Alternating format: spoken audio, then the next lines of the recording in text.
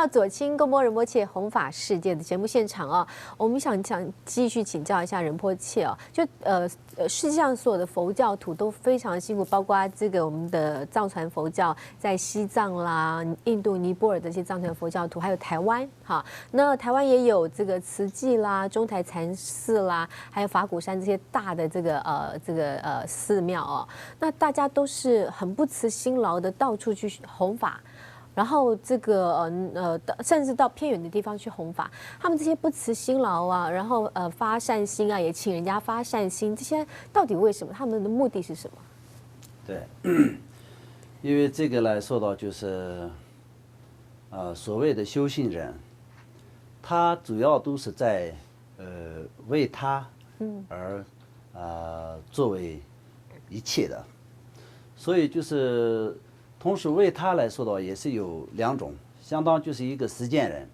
人，没有修行的一个人，他是为他跟利他的方法来说呢，那当然是用实践的方法，那就比如说互相在生意上的帮助也好，那么在亲朋好友之间的一些互相的一些帮助也好，这些都是可以相当也是为他的一个这样的一个方法。那么他这样的帮助来说的，他的利益来说的就并不是很大的，而且它是短暂性的。那作为我们一个修行人来说的话，他的利他那就释迦牟尼佛当初他的发心一样，让所有的众生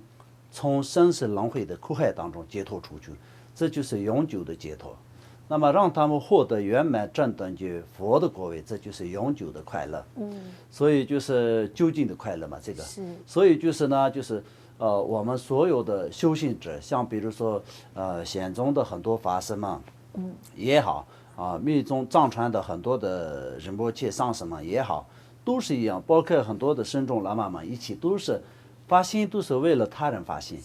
所以为了他人发心，就是相当我们作为一个修行者。今天我劝请让你做一个善事，你就是今天做了这个善事的话，对你是有很大的帮助。什么样子的帮助呢？那就主要是因为我的发心然后你也做了这个善事，在你的生命当中已经种下了一个可以解脱的种子，所以就是这个来说的，对我来说的就是非常欢喜的一件事情。相当就是在慈济也好，那么在佛冈山也好，法鼓山也好，还有灵鹫山也好，在台湾的各大的这个显宗跟禅宗的寺庙跟法师，还有在藏地的那么多的，而且是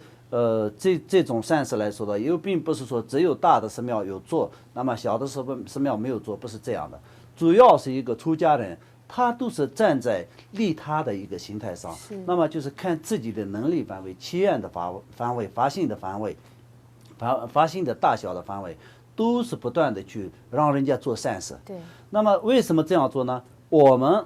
是已经通过了闻思修这方法3种的机会，就是已经知道了佛的理论，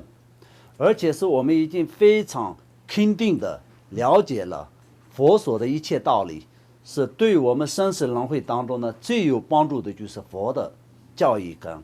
佛的思想，才是对我们最有帮助的。所以我们用这个方法来利益他人，是可以做到永久的利益。那我们自己也是相当就是佛曾经有这样说，但是我这样去做的话，对他们真正的会得到帮助吗？有这样我们自己的心里都有这样的一个问题的话，那肯定就不会有这么大的怎么说呢，发心去做。那相当也是像你刚刚说的一样，那对我们也很多人说过师父是不是你太累了，是不是要少做一点事情等等，这种那就是每一个上师，每一个修行者都是就很努力的不辞辛劳的去做这些，那并不是为了他的名声，也并不是为了他自己要过得好，那么并不是其他的实践的任何一个东西，只是为了一个他也是为了要获得佛果，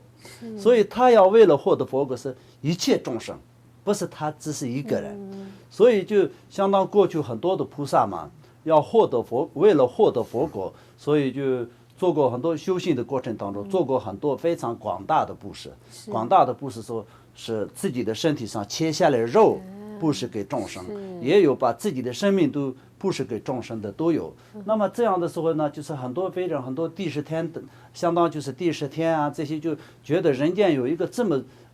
怎么说呢，伟大的人，他是为什么有这么伟大的事项做到这样？所以他们也是有相当就是要考察他的内心。他有问过你有真正的需求是什么？他们说其他都没有，只有一个就是要成佛。那么他的成佛就是为了一切众生，然后就是为了一切众生，一切众生从生死轮回的苦海当中能可以解脱出去的那一天，那我们一切修行人的心理的目的就是要达到了，就是这样。所以就不断的就有每一个人个人不同的发心的范围去推广释迦牟尼佛的理论。对正确的方法，是这样。对，当然我们不能像每个上师一样都这么的能够有这么大的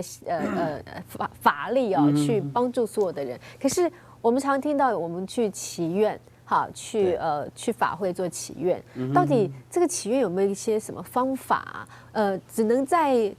佛学院做祈愿呢，还是说我们在家里头也可以做一些什么样简单的祈愿，让自己的今年来年都非常的顺利呢？所以祈愿来说的话，当然是在能够可以来法会现场做祈愿的话，也是非常殊胜的，这是最为殊胜的。那么如果没有办法到法会现场做祈愿的情况下，那如果在自己家里有看到了有这样的一个祈愿法会的一个好的消息的时候，那你就是从内心当中做一个在随喜赞叹。所谓的随喜赞叹，是你不需要用那个金钱来做这个随喜赞叹，那么不需要任何其他的东西，只要你内心当中就心里一定要有一个善的心。所谓的善的心就是这是一个非常殊胜的一件事情，这是一个非常好的殊胜，所以我就是相当就是非常欢喜这件事情。那虽然我没有办法去，但是我就内心当中今天就是一直要祈愿一切诸佛菩萨在你们要加持我的愿力能可以实现。要有这样的一个赞叹心，也是会得到非常大的帮助。那当然，如果是能够可以来现场一起，就是这么多的高深大的僧众们，而且这么多的善心的菩萨们一起可以发一个善的心，在同一个时间，像比如我们这一次祈愿法会来说到，就那么非常可以说是这个世界上最殊胜的，在拉萨大昭寺觉沃佛的佛像。那么在有觉沃佛佛像的附近，同时也有左倾寺左倾木寺就有做法会，同时在有尼泊尔左倾寺做法会。同样的，在台湾主要的就是在台湾台湾左倾大圆满佛学会在台北做祈愿大法会。所以这几个地方的四个地方的所有的一起发心的力量都是在同一个时间，所以非常殊胜的力量。所以也是为了不是自己，都是为了全球的一切众生，为了入道的一切众生。所以这个来说到就不是一点点的发心，是非常大的发心。我们这样听到就说这样的一个大法会祈愿大法会，结合了不只是在台湾。在台北，还有在世界各地4个地方一起做这样的祈愿大法会，希望来年会更好啊。那接下来下一段我们会再请这个仁波切为我们教我们念一些这个心咒啊，让我们今年能够顺顺利利的。我们下段再聊。